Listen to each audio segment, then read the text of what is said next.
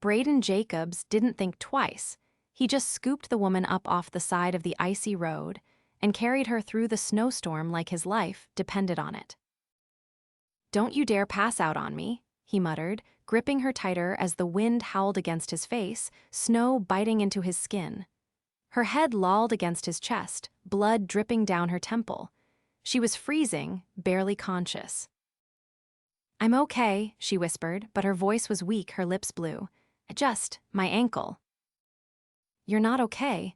You're lucky I was even driving this way," Brayden said, trudging through knee-deep snow toward his truck, parked crooked on the shoulder. "You crash your car up here and just wait for someone to find you?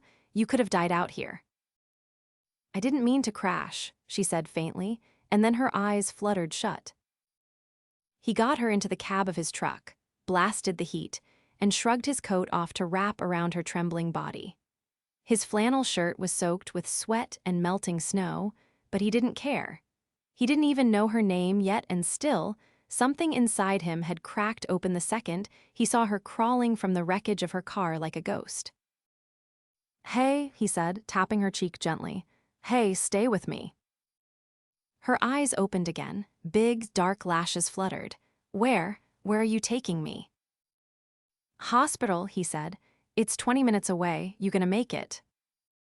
"I don't know," she whispered, "but thank you for stopping." He glanced in the rearview mirror.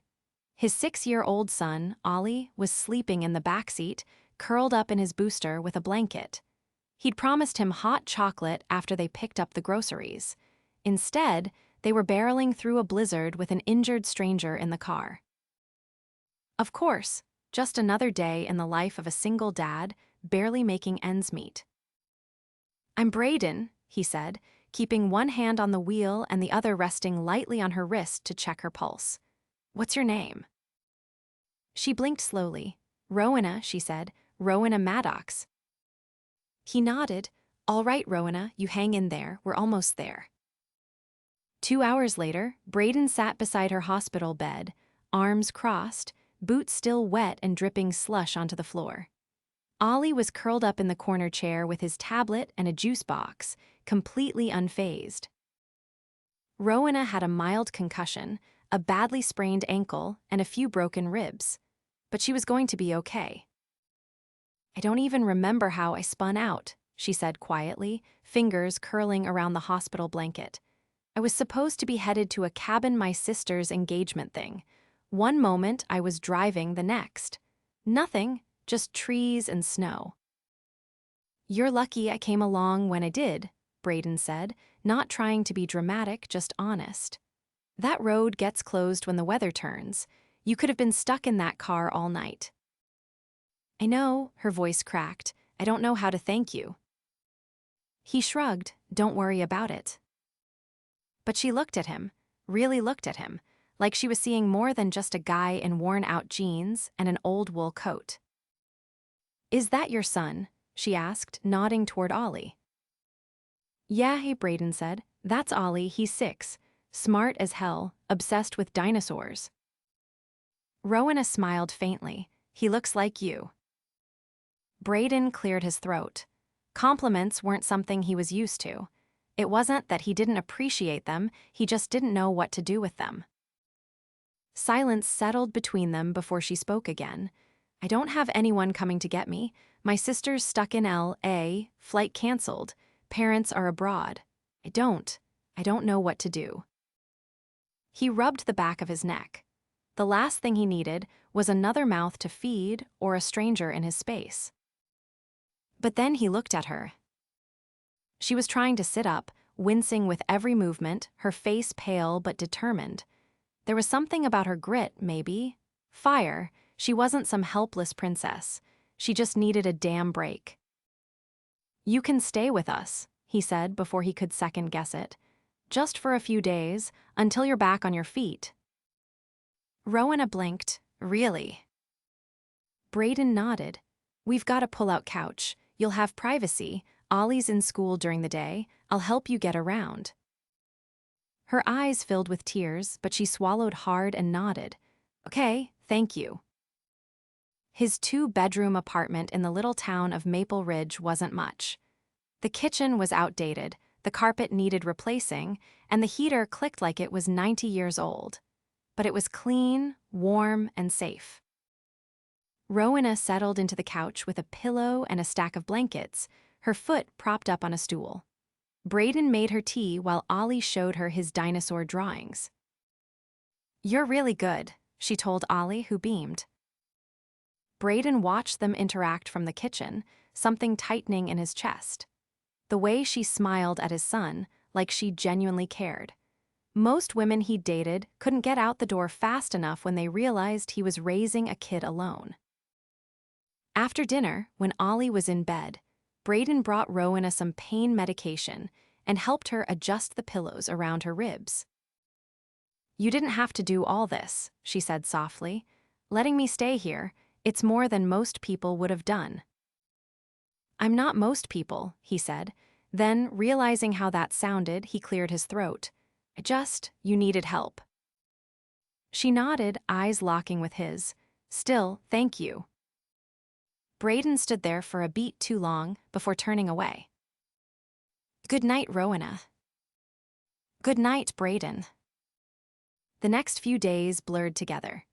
Brayden worked odd construction jobs during the day, making just enough to cover rent and daycare. Rowena, unable to walk much, helped around the apartment folding laundry from the couch, reading to Ollie after school, cooking simple meals when she could.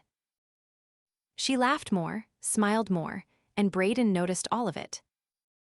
By the end of the week, she was limping around with crutches, stubborn as ever. "You should be resting," Brayden said as she tried to stir soup on the stove. "I'm fine," she said, glancing over her shoulder.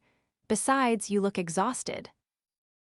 He leaned against the counter, watching her. "You're not like anyone I've met before." She tilted her head. "That a good thing?"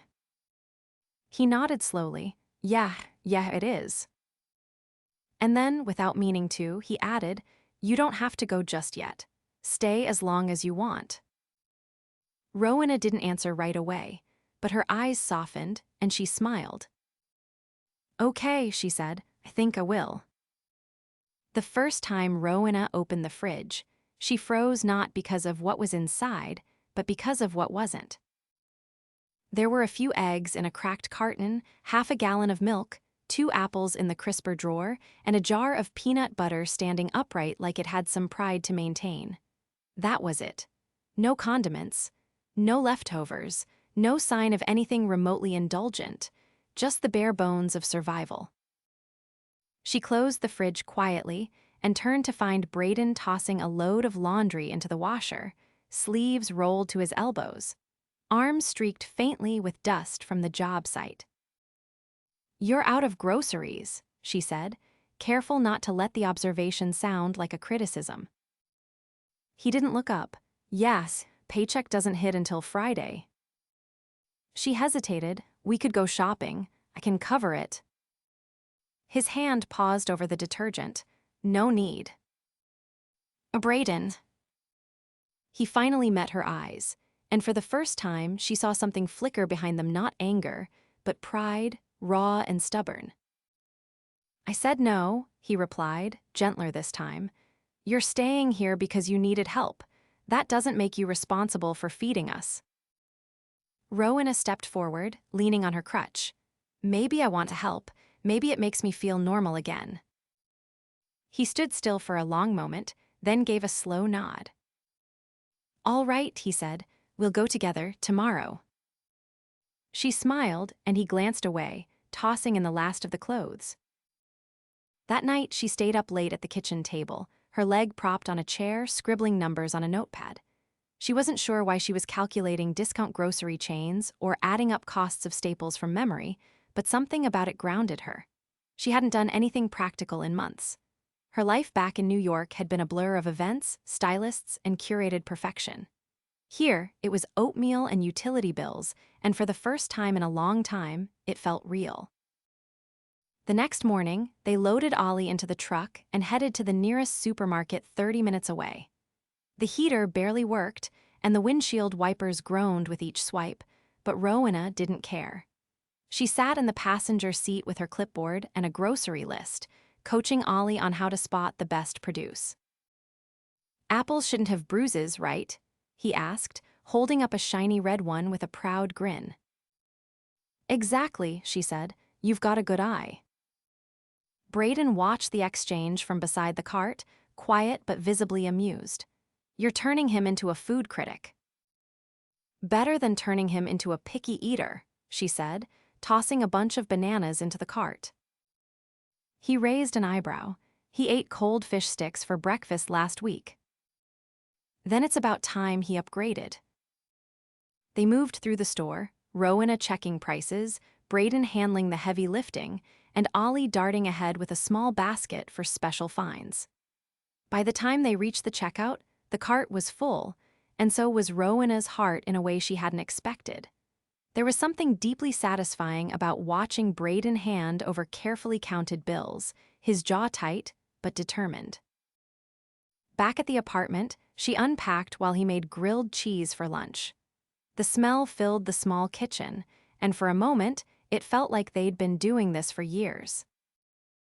Afterward, Brayden sat across from her, elbows on the table, watching as she cut Ollie's sandwich into dinosaur shapes. "You ever think about going back?" he asked quietly. She didn't answer right away. The question hit harder than she expected. "I don't know what I'd be going back to," she said finally. "My job was performative, appearances over substance. I didn't realize how empty it was until I was taken out of it." He nodded, as if he understood more than he let on. "You planning to stay here?" "I don't know," she admitted, "but I'm not in a hurry to leave." He looked at her again, longer this time, before standing to rinse the plates. Later that week, she started helping Ollie with his reading after school. He was bright, curious, and fiercely independent, just like his father. One afternoon, she found a stack of overdue library books hidden in a drawer, and when she asked about them, he shrugged. "We couldn't pay the late fees," he said, "so Dad said we'd wait." That night, without a word, she walked to the library and settled the balance herself. When Brayden found out, he didn't thank her. Instead, he cornered her in the hallway, jaw clenched. "You didn't have to do that." "I know," she said, "but I wanted to." He exhaled slowly, rubbing a hand over his face. "You can't just come in here and fix everything." "I'm not trying to," she said. "I'm just trying to be part of this." He stared at her for a long moment. Then, surprisingly, his voice softened. "I'm not used to people sticking around." "Well," she said, stepping closer, "maybe that's about to change." That night, when she walked into the living room, she found a folded blanket and a pillow waiting for her on the couch, but this time, the blanket was fresh from the dryer, warm and neatly laid out. Next to it sat a small mug of chamomile tea.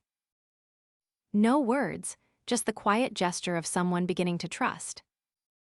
And when she settled in, she felt it for the first time not like a guest, but like she belonged. The next morning, she woke up to the sound of Brayden quietly humming in the kitchen, his voice low and rough as he scrambled eggs. Ollie sat at the table, drawing a picture of what looked like a dinosaur in a superhero cape. Rowena leaned against the doorway, watching them. "You're up early," Brayden said, glancing over his shoulder. "I couldn't sleep." He handed her a plate without asking and nodded toward the chair across from Ollie. "Eat. You've got tutoring duty after breakfast."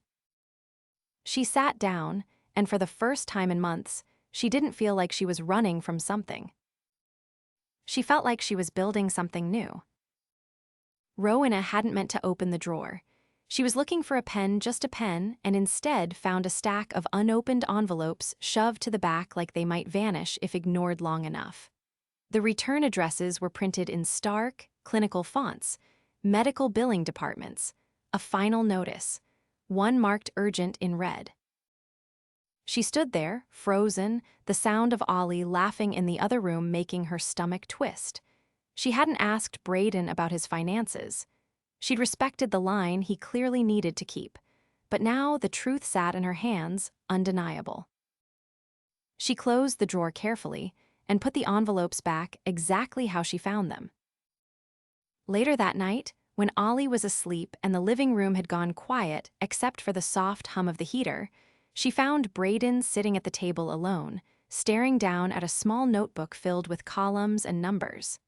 His jaw was tight, his knuckles white where he gripped the pen. "I saw the bills," Rowena said quietly. He didn't look up, thought I'd put those away. "You did, I was looking for a pen." He said nothing for a moment, then closed the notebook with a quiet snap. "It's handled." "Is it?" He finally looked at her, his voice low. "I'm not dragging you into this." "You didn't, I walked into it. And I'm not asking for details, I just want to help." Brayden stood, pushing the chair back with more force than necessary. "You've already helped more than you should have. I'm not some project you have to fix." "I don't think you're a project," she said, "but you're not alone anymore. And I'm not going to sit here pretending everything's fine when I can see it's not." He crossed his arms, eyes hard. "What do you want me to say? That I'm behind on medical bills? That I've got more debt than I know what to do with? That I've been one broken water pipe away from losing this place for months? You think I haven't tried?" "No," she said. "I think you've been trying so hard for so long that you don't know what it feels like to let someone else carry the weight with you." He didn't answer, just stood there, breathing like the air had gotten too thick. After a long moment, she stepped closer. "Let me do something, anything. You've given me a place to heal. Let me help you stay afloat." He finally looked at her, not defensive this time, but tired, worn down to the bone. "I don't want your money." "Then let me cook, clean, watch Ollie when you need overtime. I'm not asking to take over, I'm offering to stand next to you." His jaw worked for a moment, then he looked away and nodded once. The next day, Rowena called in a favor she'd never thought she'd use. It wasn't money. It was a connection, someone she'd mentored in a past life who now ran a community nonprofit in the nearby city. They were short on admin help, and she offered to volunteer remotely a few hours a day from Brayden's kitchen. It wasn't glamorous, but it was something. By the following week, she was organizing spreadsheets and donor communications while Ollie was at school. Brayden came home one evening to find her elbows deep in paper files, and his son teaching her how to pronounce dinosaur names she couldn't begin to spell. "You've taken over my table," Brayden said, setting down his tool belt. "You left it unguarded," she replied without looking up. "That's on you."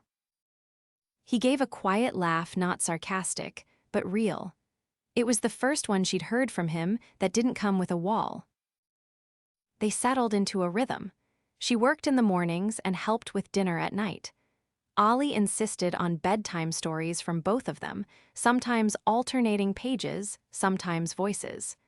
Brayden never said it, but something in him softened more each day. One evening, she was folding laundry when he came in with a thick envelope in his hand. "This came for you," he said, setting it beside her. She opened it slowly and blinked in surprise. Inside was a check, not huge, but more than she expected for her nonprofit work. Apparently, the director had pushed it through as a stipend. She stared at it for a long moment, then looked at Brayden.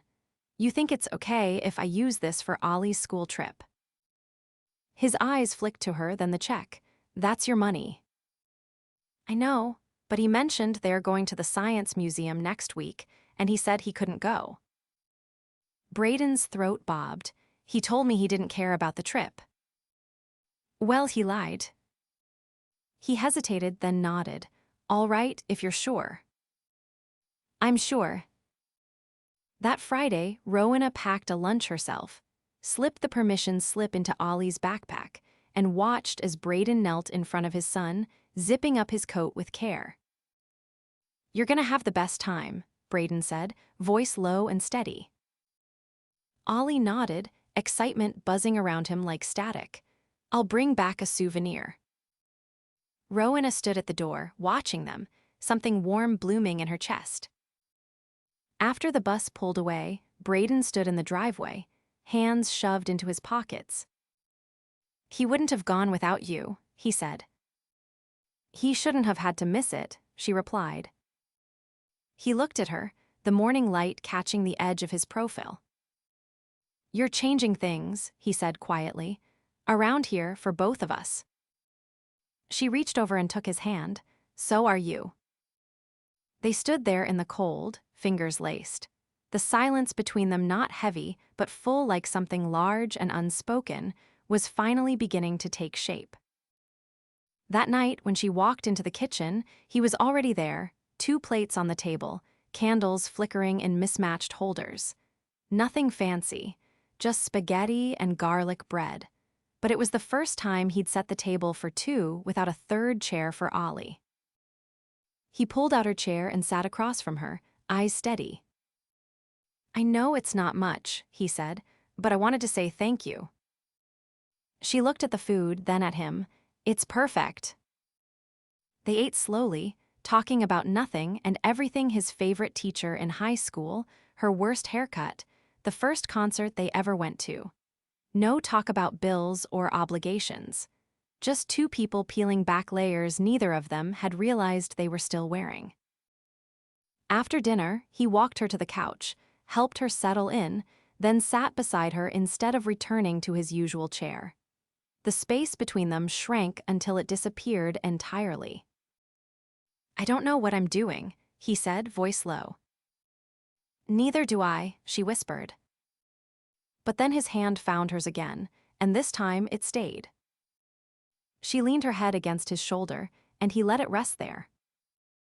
And for the first time since the storm, since the roadside rescue, since the couch became her bed, she didn't feel like she was recovering anymore. She felt like she was home. It started with a knock on the door. Rowena glanced up from the floor, where she'd been helping Ollie assemble a model of a pterosaur with wings made from craft sticks and rubber bands. Brayden was in the kitchen, scrubbing at something burned onto a pot, sleeves rolled up, humming under his breath. The knock came again, 3 sharp raps, not rushed, not hesitant. Brayden wiped his hands on a towel and tossed it over his shoulder. I'll get it, he said, brushing past her. As soon as he opened the door, his entire posture shifted. His back straightened, jaw locked, and his voice dropped into something flat and unreadable. Can I help you? Rowena stood carefully, balancing her good foot before making her way to his side. The man in the doorway wore a black wool coat and looked like he hadn't smiled in years. His eyes flicked to Rowena, then back to Brayden. I'm looking for Ms. Maddox. Brayden didn't move. Why? Rowena stepped forward. I'm Rowena, what is this about? The man extended an envelope. You've been served. She stared at it, thick, heavy, her stomach turned. Brayden reached for it before she could, his voice taut. You need to leave. The man nodded once and walked away without another word. Brayden closed the door, turned, and handed her the envelope. She opened it slowly, her fingers trembling. Beneath the legal jargon, the message was simple. Her parents were contesting her access to the Maddox family trust, claiming she was mentally unfit to manage her share. The same parents who had ignored her for nearly a year were now arguing that her accident, temporary amnesia, and sudden departure from Manhattan life made her a liability. Brayden watched her read, his face an unreadable wall. Are they serious? He asked. She didn't answer right away. Her voice was quiet when it came. They want control. That's all they ever wanted. You haven't mentioned them, not once. I didn't want them in this part of my life. I didn't want you or Ollie to get dragged into that world. They can't take what's yours. They can make it messy, she said, and expensive. Brayden crossed his arms. Then, let's make it clear they have no say in your life anymore. She looked at him, stunned. You think it's that simple? No, he said.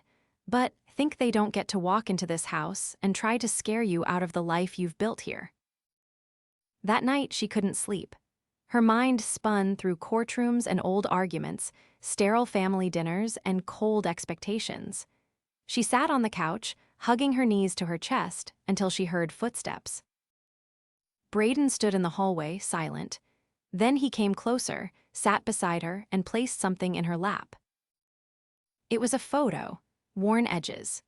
A little boy in a sandbox, covered in dirt, grinning up at the camera, a woman beside him with a smile that didn't quite reach her eyes. That's Ollie's mom, Brayden said, and me, before everything fell apart. Rowena looked at him. He'd never shown her pictures, never spoken her name. She left 2 months after that, said she wasn't built for this, for him. He paused, then pointed to the boy in the picture. I promised him that day I'd never let him feel like he was a burden, even if it meant giving up everything else. Rowena set the photo on the table. You didn't give up everything, you built something real. I didn't realize how lonely it was until you showed up bleeding and freezing in a snowbank. She laughed softly, despite the weight on her chest. That's one way to make an entrance. It changed something, he said. Having you here, not just for Ollie, for me. Her throat tightened. I don't want to go back to that world, Brayden. I don't want the life they're offering. Then don't. They'll try to drag me back. Then we fight. She blinked. We. You think I'm letting you face this alone? She stared at him, then leaned forward, pressing her forehead to his. I love you, she whispered. He inhaled sharply. I've been waiting to hear you say that. I've been waiting to mean it. He kissed her then, not rushed, not desperate, just steady.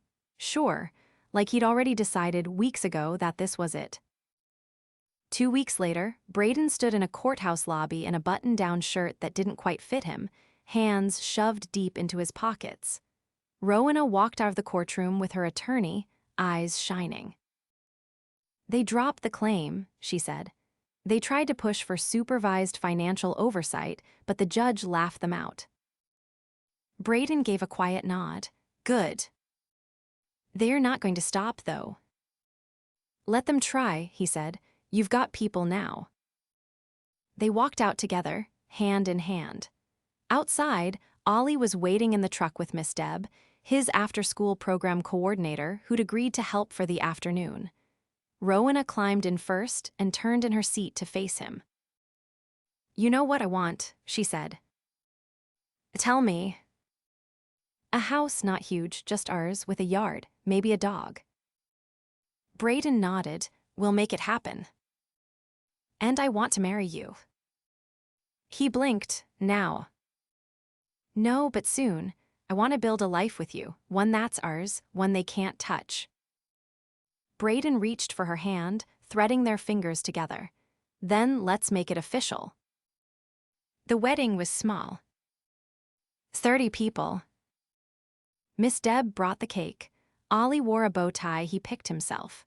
Rowena walked down the aisle in a pale blue dress with sleeves that fluttered in the breeze. Brayden wore the same shirt he'd worn to court, but this time it fit him just right. When the officiant asked if anyone objected, no one even breathed. After the ceremony, Brayden lifted Rowena into his arms without asking, the same way he had on that snowy road, and spun her once on the grass as Ollie shouted from the side. You're gonna drop her. I've got her, Brayden called back. And he did.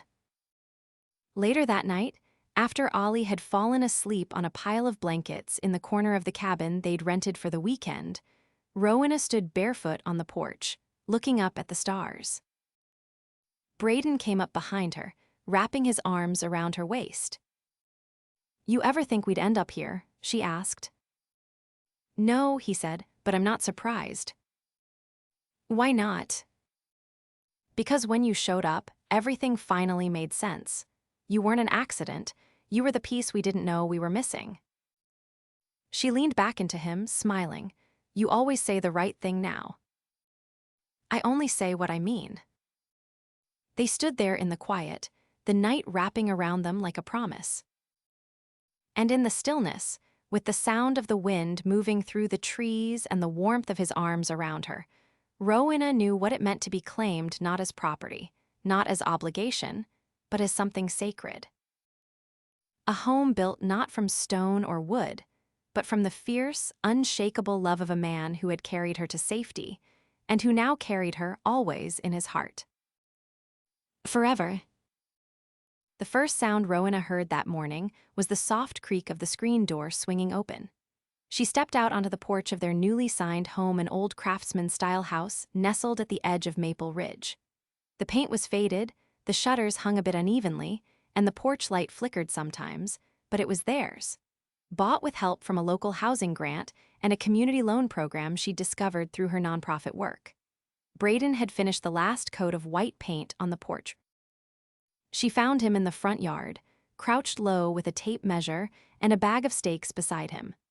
His brow was furrowed in that quiet, focused way she knew meant he was trying to get something perfect on the first try. "What are you doing?" she asked, pulling her cardigan tighter against the early spring chill. He looked up, eyes squinting against the morning sun. "Building Ollie a treehouse." She walked barefoot down the steps and stopped beside him. "He doesn't know." Brayden shook his head. "Not yet. Figured I'd surprise him." She knelt beside him in the grass. "You were up before dawn." "I couldn't sleep. Been thinking about this since we moved in. He's got a yard now. He deserves to have something just for him." Rowena touched his shoulder. "You always think about everyone else first." He placed a hand over hers, his thumb brushing gently across her knuckles. "You're part of that everyone else now." She didn't say anything right away, but the look in her eyes said more than words ever could. He stood and pulled her up with him, wrapping his arms around her waist. "You want to help me plan it?" he asked. "I thought you'd never ask." Inside, Ollie was still asleep in his new room, the one they'd painted pale green together. His dinosaur posters had migrated from the old apartment to his new walls, and he'd insisted on putting his name in glow in the dark letters over his bed. Rowena tiptoed in, kissed his forehead, then closed the door softly.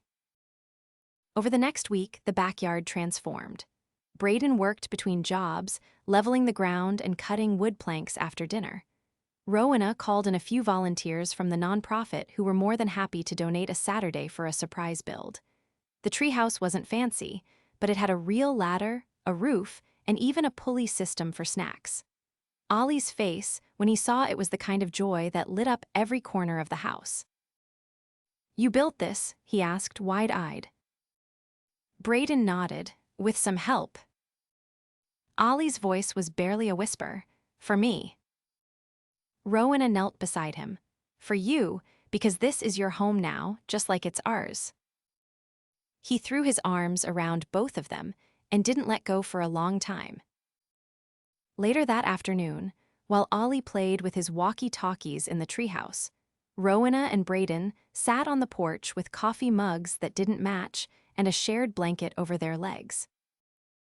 He watched her for a moment before speaking. "There's something I've been thinking about." She tilted her head. "Dangerous." "I know, but I figured if we're really building a life, we should do it right." She raised an eyebrow. "We're already married." "Yeah, but we did it fast. Courthouse, no vows, no moment."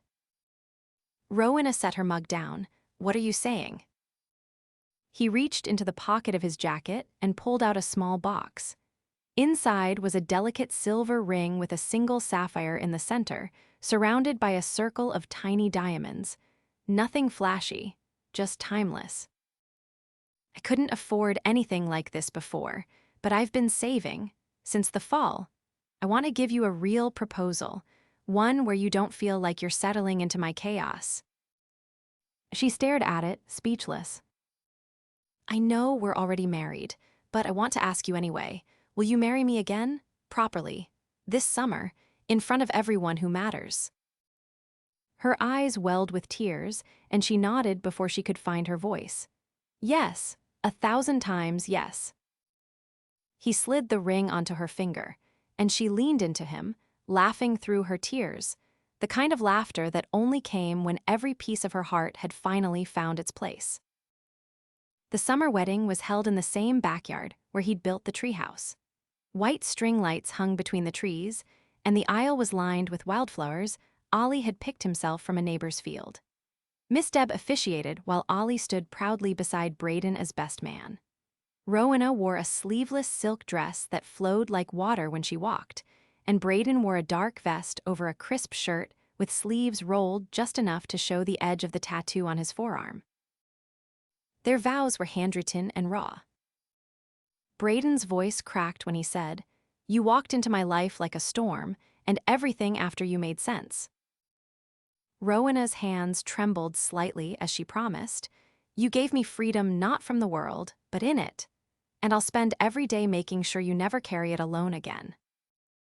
They kissed under a sky that stayed gold for what felt like forever. As the sun dipped below the trees, Brayden pulled Rowena into a slow dance on the grass. No music, just the sound of crickets and laughter and the occasional creak of the treehouse above them. "You ever think about what would have happened if I hadn't crashed?" she whispered. He shook his head. "Doesn't matter, you did, and I found you." At the edge of the yard, Ollie and the other kids were chasing fireflies with jars, their shouts echoing across the fence line. Rowena rested her head against Brayden's chest. "Do you ever wish we had more time?" she asked. Brayden looked down at her, eyes soft. "We've got all the time we need." Years passed, but the rhythm of their love never changed. Rowena eventually turned her nonprofit role into a full-time job, opening a small community outreach center downtown. Brayden started his own renovation business, hiring local teens to train and mentor. Ollie grew taller, smarter, and more curious, his treehouse evolving into a telescope perch, then a study spot, then a quiet place for calls when he went off to college on a science scholarship. The house aged with them, creaking in winter and blooming each spring. The porch railing needed repainting every couple of years. The yard became host to summer picnics, birthday parties, and one very determined squirrel that kept stealing their tomatoes. And through it all, every sunrise, every burnt pancake, every scraped knee, every hard day softened by love, Rowena and Brayden held on to each other. Not because they needed saving, but because they'd chosen, again and again, to build a life where no one had to stand alone. And in that life, in every glance, every touch, every quiet night wrapped in each other's arms, they found not just home, but forever.